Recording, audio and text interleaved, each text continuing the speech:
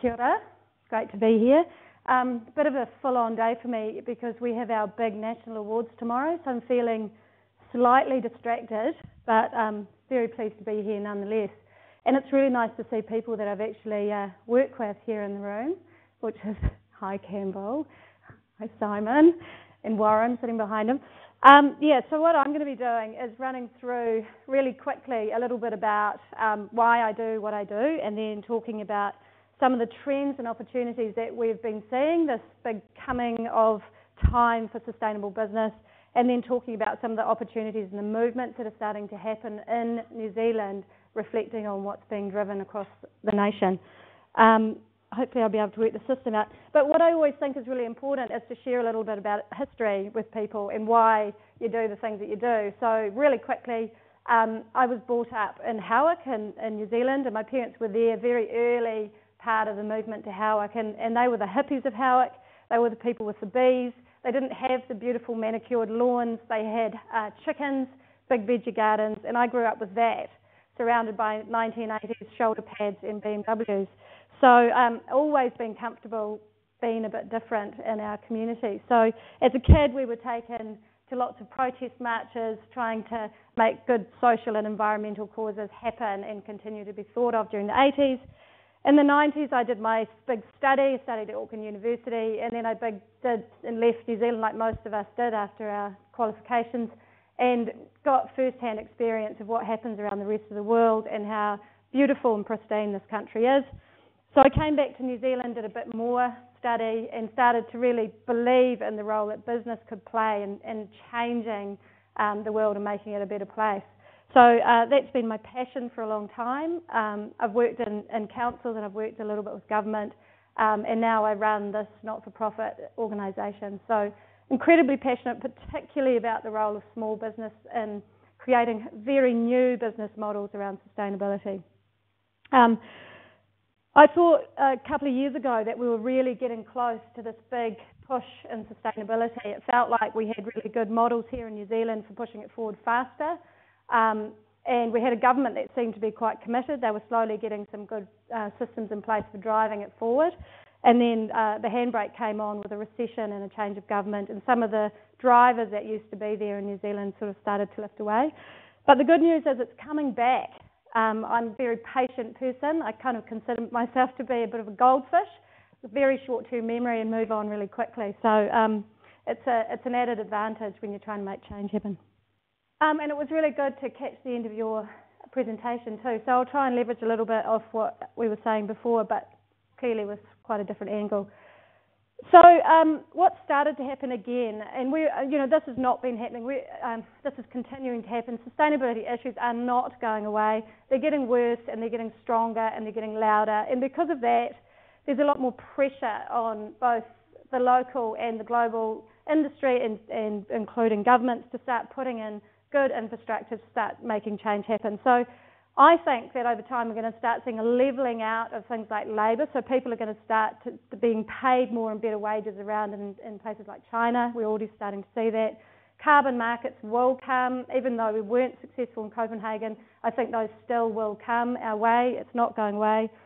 The global demands and the change and the new thinking that's being demanded from business is certainly emerging, and I think the things like transition towns, which have just taken off around the world, the growth in local markets for exchanges of food, really taking off, as are things like people making decisions around where they go and where they travel around the world. They're not willing to make some of those big travels they've done in the past.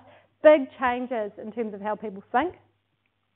That's also reflected here in New Zealand. The latest research from Colma Brunton suggests that people in New Zealand aren't so different from the rest of the world. We're interested in sustainability too, and we're also willing to support the businesses that are doing the right thing. The problem is we don't know who to support, and that's a really big challenge for us when we're making decisions. We're also seeing in New Zealand a slow push in things like pricing mechanisms, so carbon and the ETS, which was signed off, weak as it is, has been a good step in the right direction, and we're seeing more pressure happening on waste and landfills and things like that. So that pressure's hitting the business community, And at the same time, we're starting to get investors, global investors and local investors, asking questions from business about their sustainability credentials. So all of this stuff is starting to impact on business here in New Zealand. So that's kind of the background to what I'm going to be talking about next. Before I started, I've been in this space for a long time. I guess I started working in environmental and sustainable business when I was in my late 20s, and I'm now in my 40s, so it's been quite a long time. But what I do know is some businesses are going to survive this and some are not, and that's not a surprise. That's just the way the world goes. Some businesses are going to fall over, and they always have. Through every revolution that we've been through over time, there's been success and failure. So we're just going to have to be prepared that some businesses are going to fall away and new businesses are going to emerge. And for me, that's quite exciting. So the next little chunk of time, I'm going to be talking about what I've been seeing in terms of the growth and movement of sustainability here. And this is really a bunch of businesses that are part of the Sustainable Business Network. So there are stacks of stories. I've just picked a few and I've kind of chunked them under a few areas of growth. The first and kind of quite a new movement that's happening here in New Zealand is this group of business, successful business men mainly, who are involved in trying to leverage and lobby our government around making sure that we protect this pure New Zealand clean green image for business purposes, as well as for the fact that New Zealanders love who we are and where we live.